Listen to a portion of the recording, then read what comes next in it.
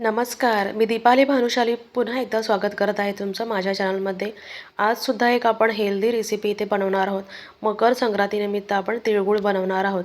आधीसुद्धा एक व्हिडिओ मी अपलोड केलेली होती, पण मी ती तिळाची पापडी आणि लाडू बनवले होते क्रिस्पी. आता आपल्याला मऊसूद तिळाच्या वड्या बनवायच्या. त्यासाठी इथे मी 1 वाटी तिळ भाजून घेतलेले आहेत छान आणि 1 वाटी शेंगदाणे भाजून घेतलेले आहेत छान. आता हे तीळ आणि शेंगदाणे आपल्याला मिक्सरमध्ये अरड-भरड वाटून घ्यायचे आहेत. थोडेसे तीळ मी साईडला काढून ठेवलेले आहेत, नंतर आपल्याला ते लागणार आहेत.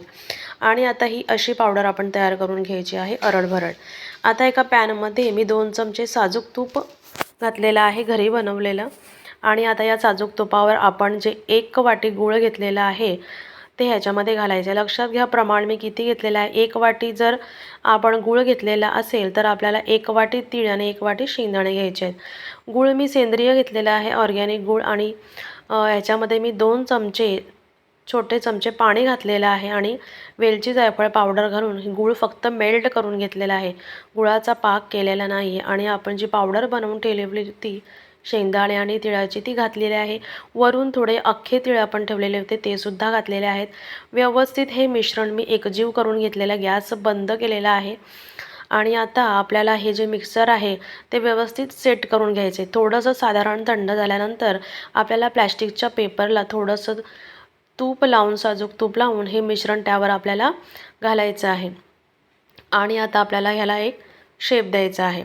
तर व्यवस्थित दोन्ही बाजूनी मी पेपर फोल्ड करून छान त्याला शेप दिलेला आहे.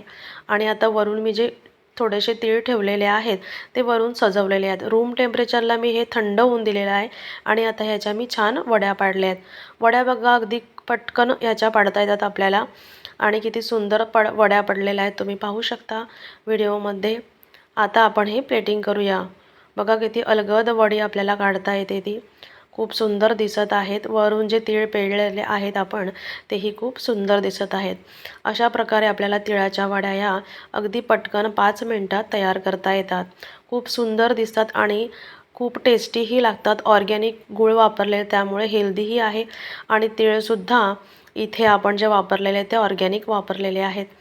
आता बघा किती सुंदर ह्या वड्या दिसत आहेत. ह्या वड्या महिनाभर बाहेर छान टिकून राहतात आणि फ्रीजमध्ये आपल्याला 3 महिने या वड्या छान टिकून राहतात.